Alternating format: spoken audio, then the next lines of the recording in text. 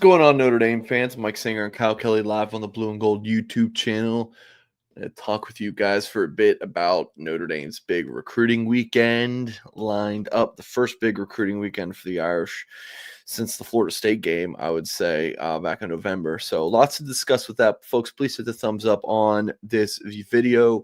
Subscribe to our Blue and Gold YouTube channel for more content. And as always, blueandgold.com is your home for all things Notre Dame football and recruiting coverage.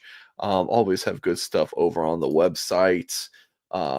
Jack Sobel doing a little column on, final thoughts on the championship game. Kyle with a little intel on a big target that we are not even going to talk about, Kyle, because we're not going to talk about every recruit visiting this weekend. Simeon Caldwell highlighting this visitor preview article that I published yesterday. But since that article is published, and as we're talking now, you can always have different changes, a day or two ahead of a visit weekend. So make sure you lock into blueandgold.com for everything Notre Dame football and recruiting. Lots of transfer portal stuff going on as well, but we'll discuss that in different videos and different shows here at Blue and Gold. But just focusing on the high school guys today. Kyle, trust that you're doing well, my friend. Yes, sir. I feel like I haven't been back home in quite a long time, so it's good to get back to the home base and get back to my primary position here at Blue and Gold, talking some Notre Dame football recruiting. Have you? This is the sweater that you got from the championship game. Have you opened this up yet? Yes, I wore it all day yesterday. So I'm wearing it right now, and when I pulled it out of the packaging, like the media usually gets a gift for these big bowl games. The Orange Bowl gave us a little backpack. What'd you guys get for the Sugar Bowl? Like another shirt? Yes. Yeah, basically the same thing, except it was black and had like a pretty subtle Sugar Bowl on there. So this one, I'm like, did they just give us a Nike sweatshirt? But no, it's on the arm. Like I was like, really? I thought that was interesting. It's just like, okay, on the arm, but it is a nice sweater. It's cold where I'm at right now, so it's I'm not complaining at all. But yeah, just thought it was interesting. It's like on the arm. Podcast audience, you just have to trust me. It's this little national championship logo on the arm. I'm like, all right. So yeah, let's talk a little Notre Dame football recruiting. And Kyle, I want to start with the news of Al Golden leaving to become the Cincinnati Bengals defensive coordinator. Now, in terms of like who the Irish are going to replace him, that's not really what we're going to discuss in this show. But the recruiting impact of that, Kyle, do you think there's much? Like, what do you think about that? No, I don't really think so. When you look at the linebackers that signed under Al Golden during his tenure at Notre Dame, I mean, a lot of those guys definitely came to play and be coached underneath him. But I'm not saying that Al Golden is the sole reason why a lot of those guys would have came to South Bend. Now, the one outlier there would be Anthony Sacca, whose father had a connection with Golden at Penn State. They played together at Penn State. So I think that was kind of a unique circumstances. But, I think Kingston Viliamuasa and Matt Faramo, those guys might have relied on their faith a little bit more than Al Golden to come to Notre Dame. Guys like Teddy Rizak, he would have gone to Notre Dame no matter what. And, Drake Bowen, that was a Marcus Freeman recruiting win. Same with Preston Zenner. Jay Nosberry, I know Golden was involved in that recruitment a little bit.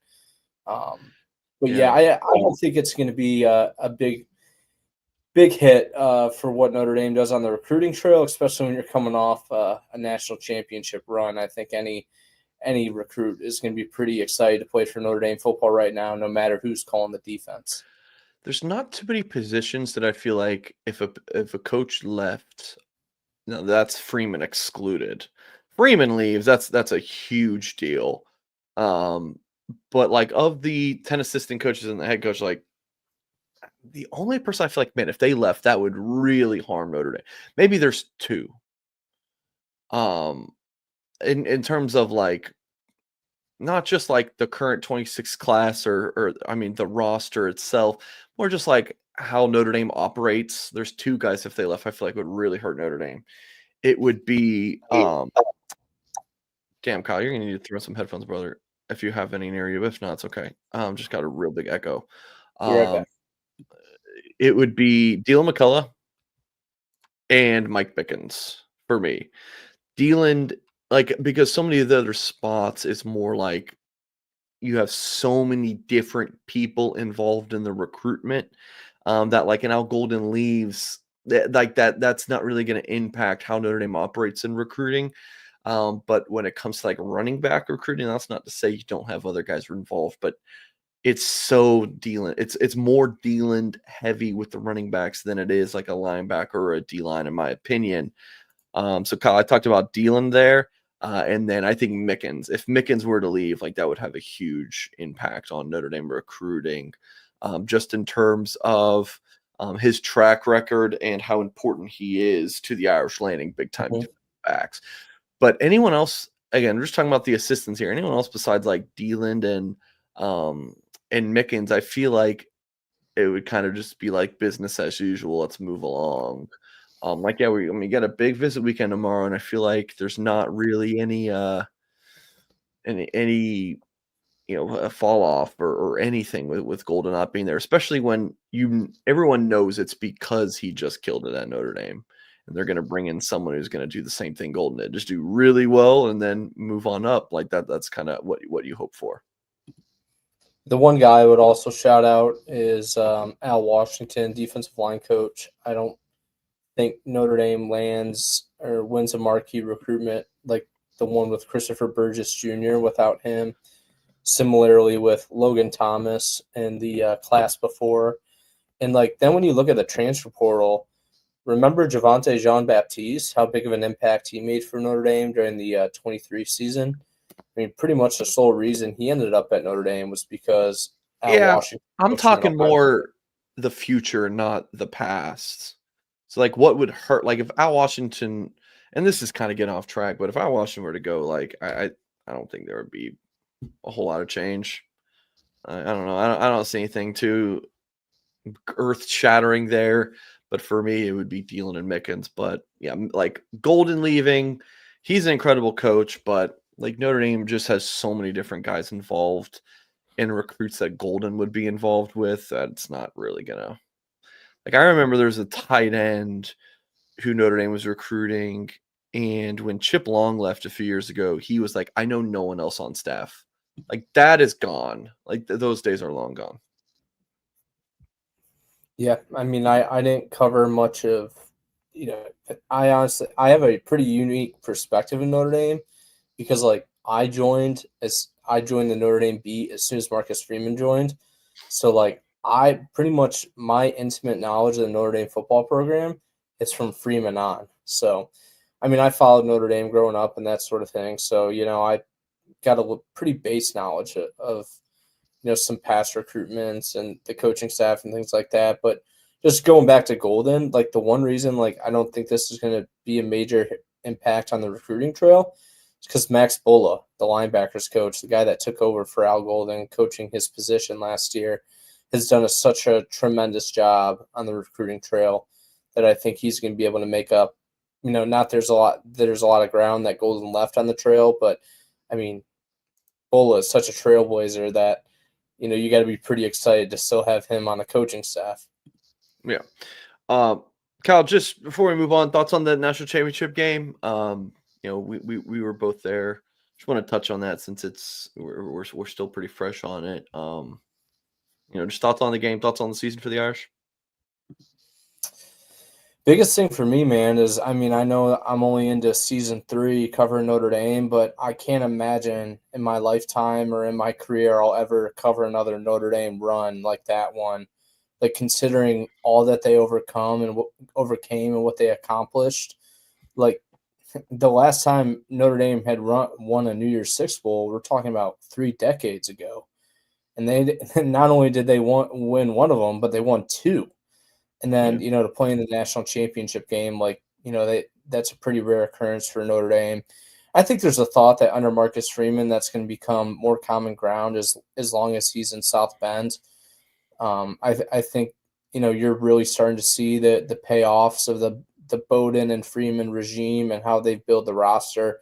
I think there's a lot of confidence around the program that they're going to continually be back in that, in that game and competing for the college football playoff every single year. But in terms of the ride it was, and getting to cover it with you guys, and some late nights sleeping on air mattresses, and media parties and everything like that, it was a pretty incredible month. But I'm also excited for a little sense of normalcy now, because it was really was a heck of a run.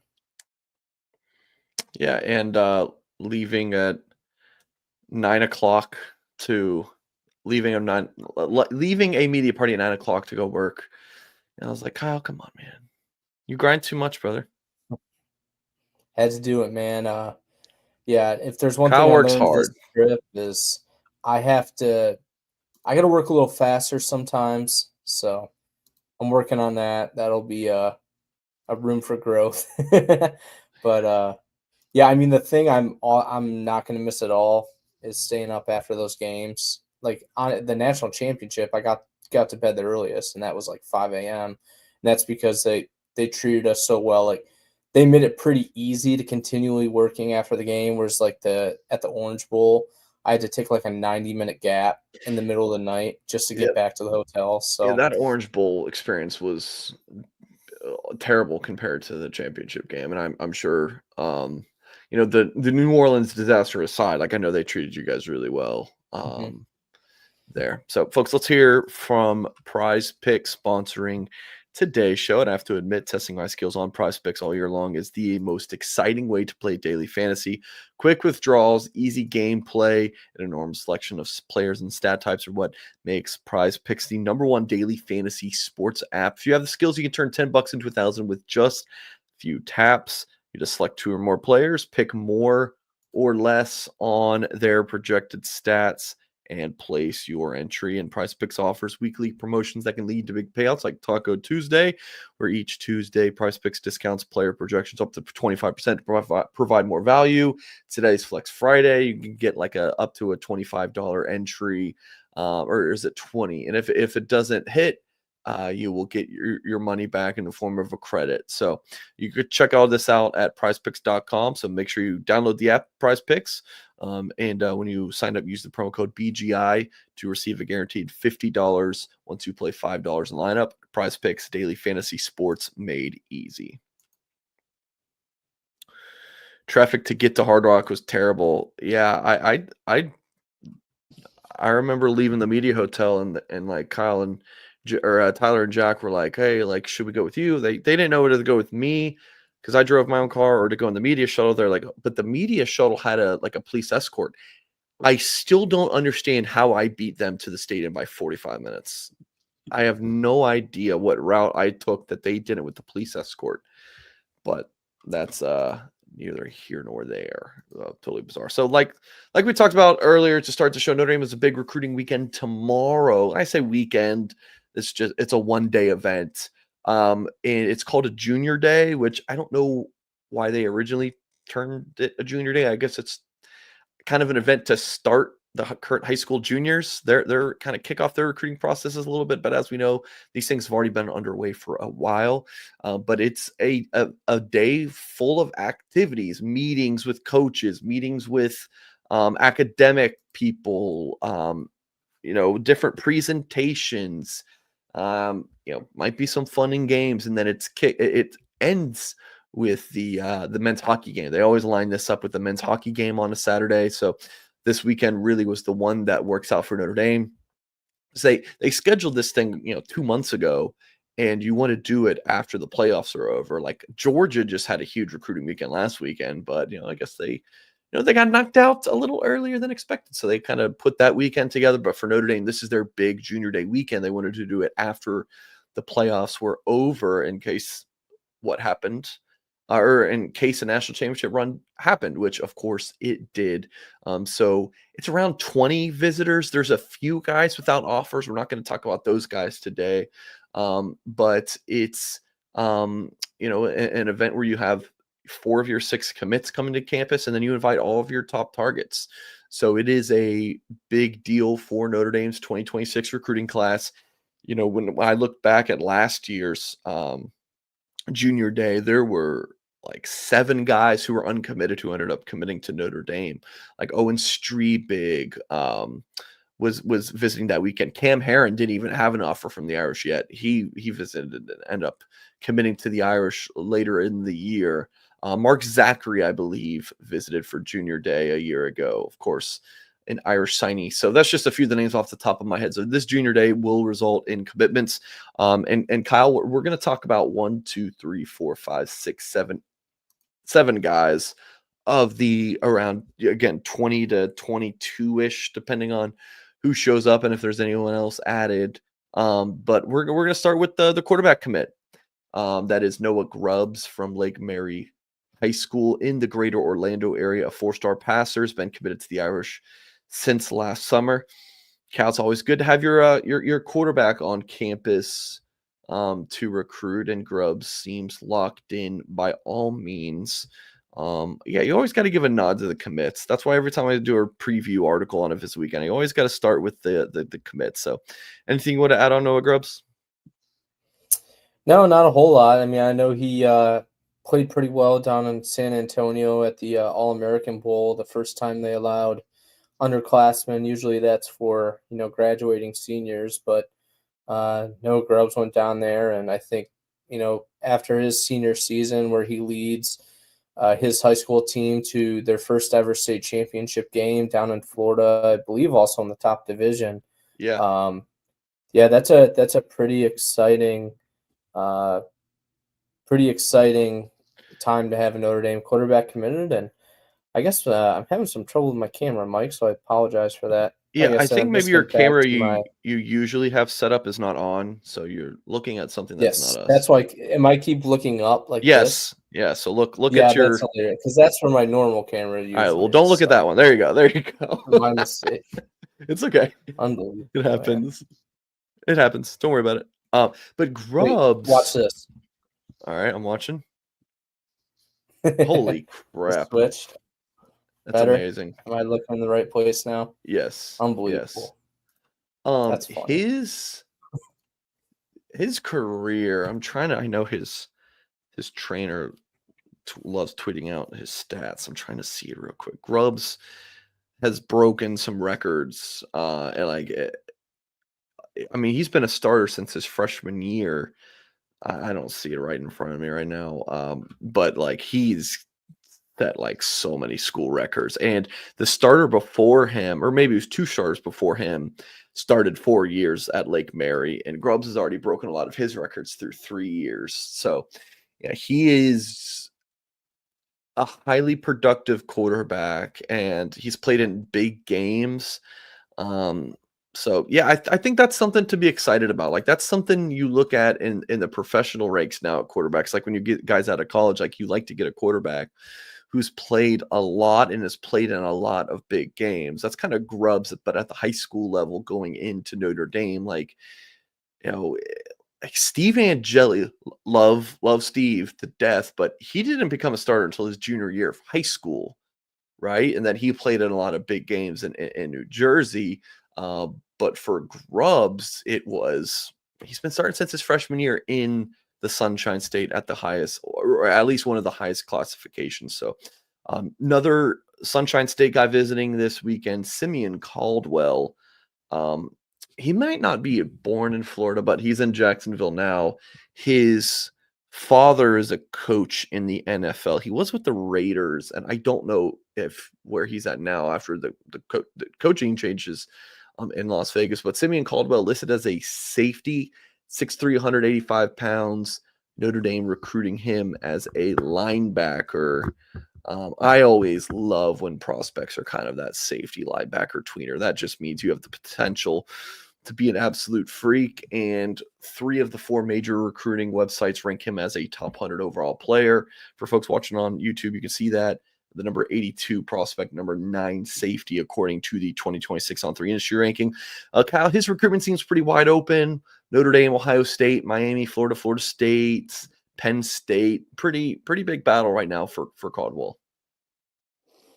During Jalen Sneed's recruitment, how was he viewed? Was he more of a safety in high school, like maybe N during his high school I junior think it year? was like yeah, good question, Kyle. I think sophomore year, he was a safety. Then junior year, he moved down to, like, D end, and then senior year, he played more linebacker, so he did everything for our buddy BJ Payne. Yeah, so I was wondering if there are any similarities there, but the one thing I'm watching here in Caldwell's recruitment is, yeah, he's coming back to Notre Dame. That's pretty good. I know he went out of his way to go to New York to see the Irish in action at Yankee Stadium for the Shamrock Series game. That was really important to him. But he is related to Tim Walton, Ohio State's cornerbacks coach. So has that connection to the Buckeyes. Interesting, I didn't even know that. Nice. Interesting. Yeah, so that'll be something to monitor. But obviously we know covering Notre Dame recruiting for the last couple of years under the Freeman era, if you have a tie to the NFL, usually you end up at Notre Dame. It's just something they got going there that's really special. So that's something I keep thinking about in Caldwell's recruitment. And who knows, maybe it's his dad could be the defensive coordinator at Notre Dame. I don't think he will, but Okay. hey man, he might. Get I the don't know what people Pete excited. Carroll's plans are in Las Vegas, but Interesting. Um, I know people in the chat are talking about defensive linemen. So here's one, Tiki Hala, 6'2.5", 285 pounds from Bastrop High School in Texas. I believe that's Houston. Does that sound right? I don't know, man. I Where's think Tyler Horka when you need him? I want to say it's like outside of Houston or San Antonio. Oh no, Austin. I'm so sorry. Oh Mike, you don't know where that is. I can see the YouTube comments already. It's outside of Austin. So in Texas, it is a big contender for Tiki, which does make sense. He is the number 278 overall player, number 32 defensive lineman, according to the On3 industry ranking. This is a top of the board defensive line target for the Fighting Irish. I have not had my coffee today. I'm kind of struggling a little bit. My apologies, folks. Been to Notre Dame twice. I really like this visit center that On3 changed this. He visited for 11/17/2023. Kyle, what game was that? Do you remember?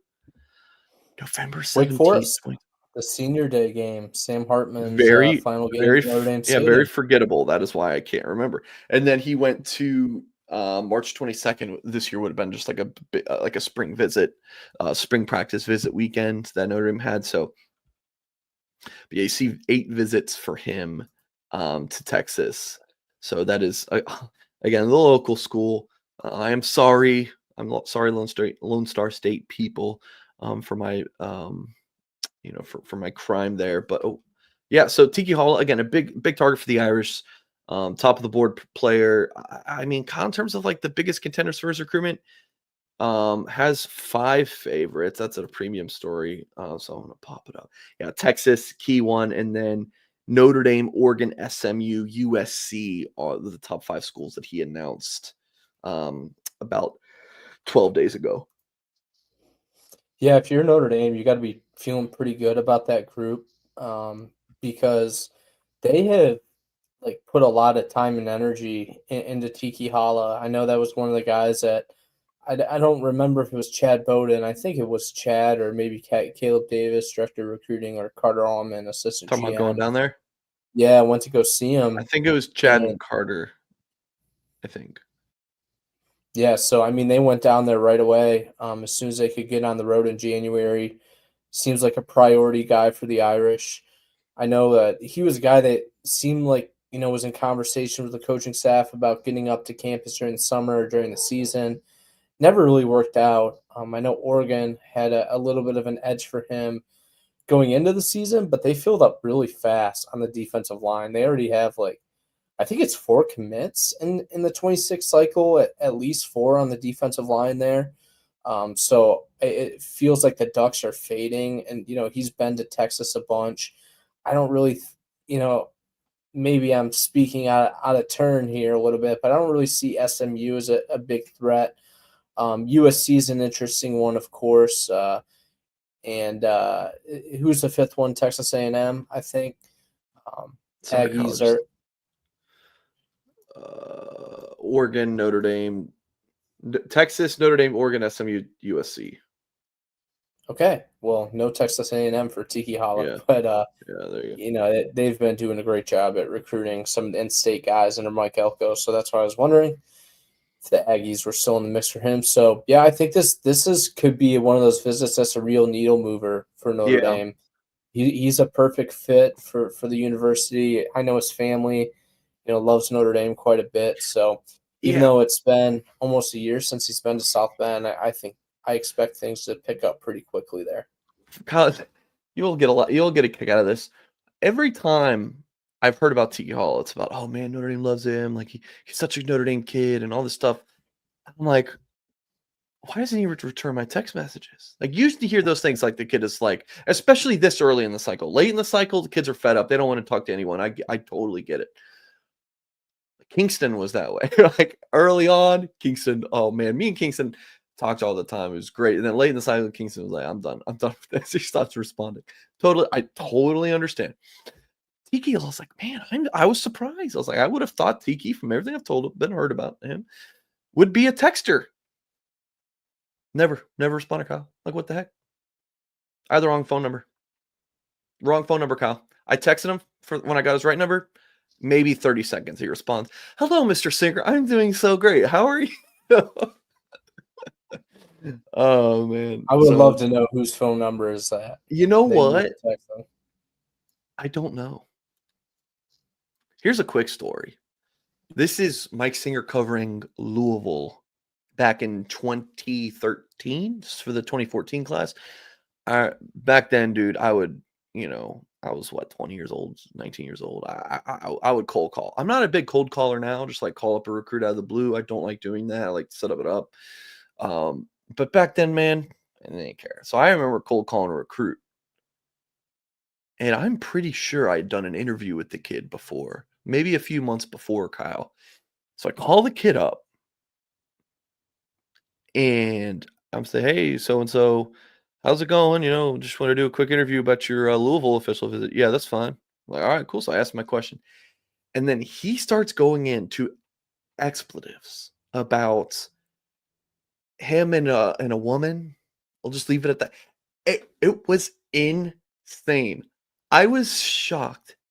And he just kept going on and on. I don't know how Kyle has a face like this. Like Kyle's just like so stoic right now. I, you know, oh, I want to say what he said so bad, but I'm not going to. But you get the gist, and I hang up, and I find out that I guess that the kid got a new number, and just cause someone else get your old number that fast? Does it work like that? I don't know. But it was the most bizarre thing. That happened like 11, 12 years ago, and I remember it like it was yesterday. Kyle, when we get offline, I'll say you exactly what he said, but whoever it was, bizarre. I have some embarrassing stories myself covering recruits, and I think anyone in this business has had The, something happen. the Not like that, I don't think, yeah, but the most embarrassing thing to happen is you interview someone, and for whatever reason you lose the interview, or you're like, I use an app for recording phone calls, and sometimes that just doesn't work. I remember I interviewed Mike Elston for um who was Notre Dame's, obviously their old D-line coach, and did a lot in recruiting, coordinator job stuff for the Irish. And I interviewed him about that billboard. This might have been before you were on the Beat Cow, but they did like a whole billboard initiative in 2022 or three around the country. And I did a 5-minute phone interview with him for a story about that. And I lost, like the file didn't work. I don't know what happened. And I had to call him up. I mean, we ended up doing it the next morning. He was not happy about it. So that was really embarrassing. Really embarrassing. So always check your microphone to like make sure it's actually working, or check your apps to make sure. So anyways, there you go. Some embarrassing Mike Singer stories. Tyler Merrill, Kyle, from Mechanicsburg, PA, Cumberland Valley. Notre Dame already has 2 offensive linemen committed on the interior. Sorry, I'm just reading the chat. ENC says, any flip prediction on Owosu Boateng? Okay. Yeah, nice. Yeah, you're very late there, buddy. Gosh, I'm firm but soft on that poster. So yeah, Tyler Merrill. Kyle, so Notre Dame has 2 interior offensive linemen committed in Sullivan Garvin and Ben Nichols, both of whom are visiting this weekend. I believe they're actually getting into town this tonight and they're hanging out, which I think is pretty cool. Those Michigan 2026 offensive linemen are all pretty close. So it seems like I think they'll end up taking 4 O linemen in the 26 class, but one more interior spot. And it looks like between Tyler Merrill and another Michigan guy, and Gregory Patrick, from where's he at, Kyle? Just north of Kalamazoo in Portage North I End. think that's Yeah. north of Kalamazoo. Yeah. So Garvin's at Allegan and Ben Nichols is at Davison. That's right. So it seems like between Merrill and Gregory Patrick is going to be Notre Dame's third interior offensive lineman of the 26 cycle, and then they would love to have Akene Boko, who I previously reported would be in Notre Dame. Be at Notre Dame this weekend, but I'm told he has a basketball conflict. But Notre Dame's still hopeful that he's able to make it. I don't know. We'll see. But Tyler Merrill, Kyle. Yeah, I know this is one you predicted super early on after his trip to South Bend back in November. And he did not make it to Notre Dame during the season. I think he made it to Michigan during the season. So that kind of put my, sound the alarm a little bit, so to speak. Not necessarily, but just No, I got something you. Yeah. I just kept in the back of my head. It just could be something simple as the fact that Tyler Merrill was busy every other Notre Dame home game Saturday, and it just so happened that Michigan had some availability for him. So, yeah, but I think the Wolverines are a contender here. Obviously, Penn State's heavily involved for any in-state recruit, especially the elite guys. So they'll be a school to watch. So I'm curious to see how strong Notre Dame pushes for a few of these guys, because they could fill up fast if they wanted to. But are they going to want to be patient? Do they have a preference? Tyler Merrill is a guy that's among the top in the country, and I think Notre Dame would love to have him in that class and add 3 really exceptional interior offensive linemen. When you look at Notre Dame's offensive line recruiting over the last few years, nobody has done better than Notre Dame, and I can say that pretty confidently, that the Irish have just been exceptional with their offensive line recruiting. I mean, we've seen it. I mean, as a result, 4 offensive linemen just left the program because they essentially got over recruited. So, All right. So I want to talk about that real quick, Kyle, because I haven't had any forums to discuss this. It is the most ridiculous thing. There's 2 things that are just so stupid right now to me. There is so we know that Notre Dame had 4 offensive linemen leave the program. 3 of them started games for the Irish this year. Fact, that is factual. So someone on social media who doesn't follow Notre Dame closely sees that, and they're going to say, what's happening at Notre Dame? Like, hey, what's going on in Notre Dame?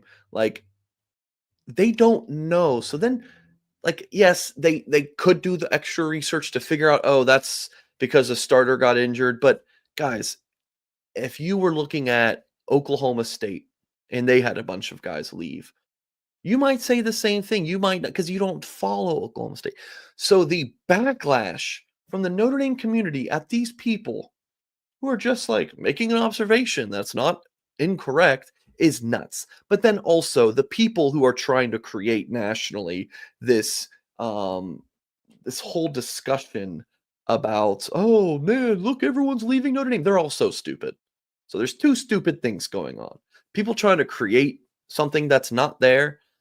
And then the Notre Dame fans who are like just getting on, just innocent people who just don't know the context, but we're still lashing out at them for not knowing that. That's off my soapbox. So there you go.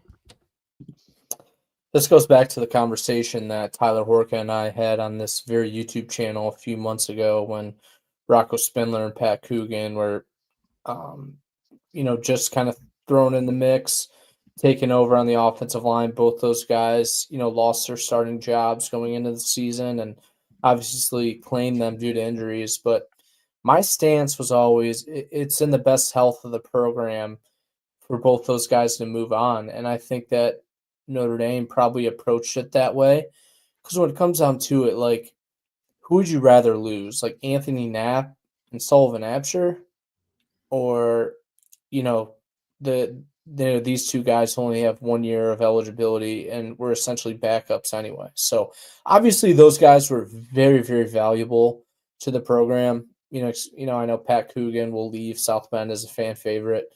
Both those guys, Notre Dame legends in a sense for what they meant to this team and this program. But we're in an era of college football where that stuff doesn't matter anymore. And we saw that with Notre Dame, this week. We saw with Notre Dame last year. They got rid of Zeke Correll. Yeah. It maybe not necessarily got rid of him, but I don't know how much effort they Ashton necessarily Craig put was into. everyone knew Ashton Craig was going to be the guy at Exactly. center. So So it's the same thing. I'm excited about that O-line, man. I'm not O-line doesn't do it for me like it does for Tim Hyde. But I am pumped. And there's some really good options. There is going to be a damn good offensive lineman or two on the bench for that team next year. It is. There just is. I mean, there's a world where you're starting left tackle from this season, who's a true freshman, who started 15 games for you, is going to be on the bench. There's a world. And then there's a world where Lambert or Will Black are on the bench because you have Jaguson and Wagner. There are incredible offensive linemen for Notre Dame, and you usually don't rotate offensive linemen. So that's Notre Dame for you, man. That's Notre Dame. Carl, doing well, man. Hope you're doing well too. So it is exciting, Kyle. It is exciting. We've got 3 more guys to discuss visiting this weekend, and blueandgold.com subscribers can see the full list of players we've confirmed. You can check out my visitor preview article from yesterday. Kyle, are you doing a storylines article today, or did you do that yet? Yeah, I'm planning to do that later today. I thought this would be a good exercise for me to kind of talk through these guys and get the 100%. thoughts going. So Kyle's gonna do like a storylines, some different things to keep an eye on ahead of this recruiting weekend. So Connor Salmon is definitely a big one. 10-400 meter guy, nation's number 141 overall player, number 21 wide receiver, according to that 2026 On3 industry ranking, from the state of Virginia. Notre Dame offered him, I'd say, pretty early, and his recruitment has really just taken off. And I think the 3 schools to watch are the 3 schools that I previously reported that he would be visiting. As I put in an article 10 days ago, he's locked in 3 visits, and he's got Notre Dame, Penn State, and Clemson. I think those are the top 3 schools to watch for him. Ohio State is another one, but I'm really following the visits when it comes for him. And for me, I think his order, Kyle, is Notre Dame's at the top, Penn State's running second, and Clemson is running third. But I could be totally wrong there, and it could be a different combination with those 3 schools. But I feel pretty confident saying those are the 3 at the top. And this is someone who I have previously predicted to land with the Fighting Irish. Mike Brown doing a really good job for the Irish in that recruitment.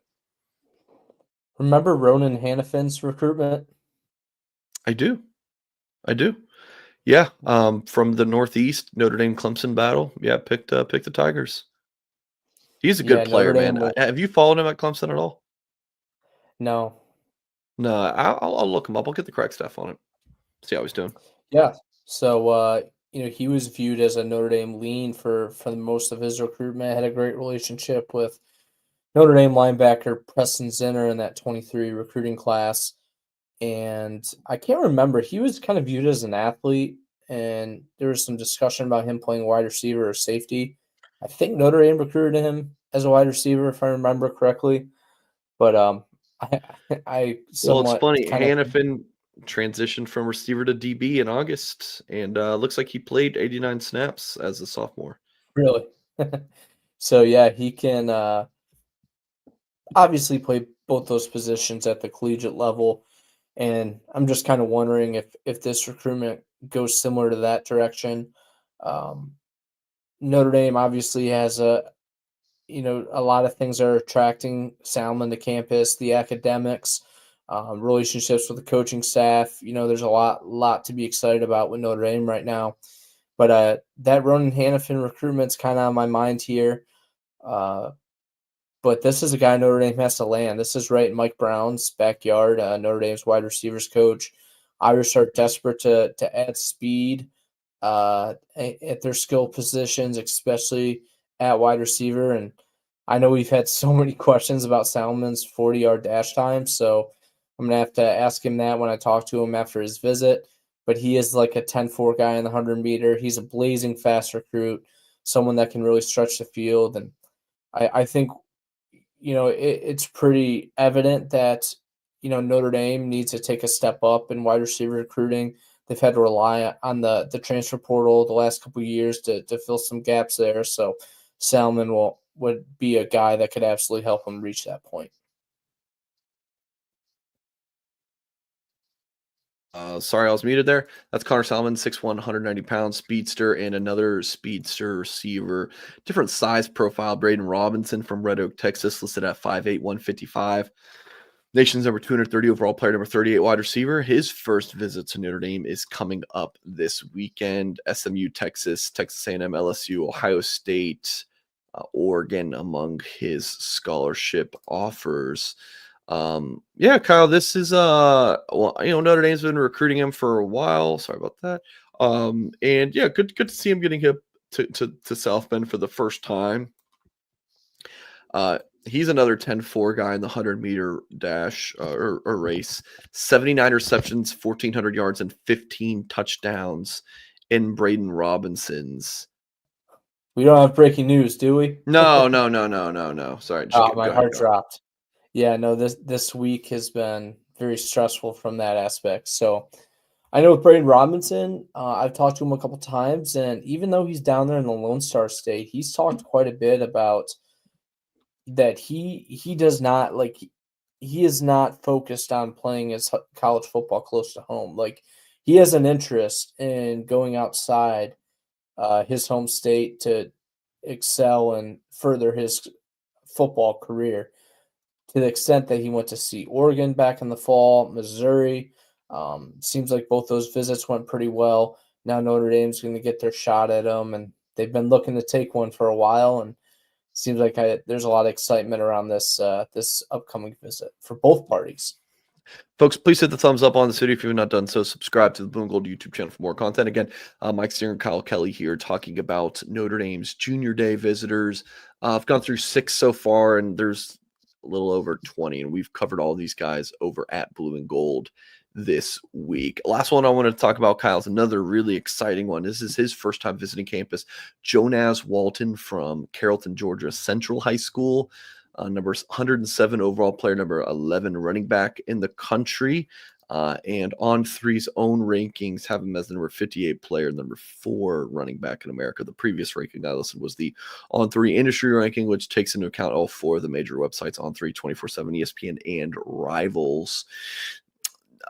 I mean, Walton really likes Stanford, Kyle. Whenever you hear a recruit talking about liking Stanford and they're also considering Notre Dame, that's typically a good sign to say academics is a big deal. Like, that's always nice to see if you're an Irish fan and you're battling Stanford and a bunch of other, power teams like Georgia, Bama, and, Tennessee and all those good schools in the South. So, yeah, first visit. And this is someone who is very much a top of the board target for Dylan McCullough in the 2026 class. So a huge visit. Jonas Walton, 5'9", 190 pounds, super productive running back at the high school level. Notre Dame's excited to get him to campus. Yeah, pretty evident that Dylan McCullough likes Walton quite a bit, because I think he's visited him at Every least chance. 3 times. Yeah, at least 3 times at his high school over the last year, maybe even more than that. So he's been working overtime to try to make this visit happen. I know Walton had talked about getting to campus in the summer. The Florida State game was a possibility. None of those visits, and now 3rd time's a charm. And you said it, Mike. This seems like, every assistant or position coach on Notre Dame staff always has like the guy, like their guy, like one of their favorites. Like, I know Jeremiah Love a few years ago was Dylan McCullough's like guy. That was his guy in the 2023 recruiting class. I'm not sure if Walton has reached that point for Dylan McCullough, but I know he is certainly one of the favorites at Notre Dame. So I'm sure there's a lot of excitement that he's finally going to be making it to South Bend this weekend. And the Stanford note is interesting because that's very true. Anytime those guys are interested in Stanford, they're going to be interested in Notre Dame, and usually Notre Dame, ends up winning those recruitments. Folks, again, hit the thumbs up if you have not done so yet on this video. It just helps. If you're wondering why I always ask you to do that, it helps just grow our page. It's a way for YouTube to know that people like what we are doing. So it's free. Just hit a button, and that is it.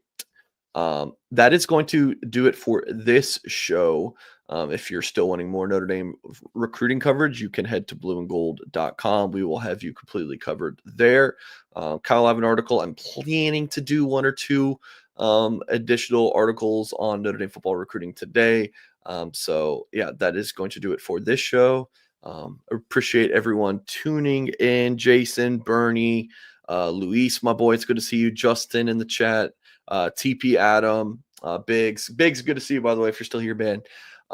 Carl, again, really appreciate everyone for being here, and for those watching back, thank you as well for tuning in. We will catch you all next time.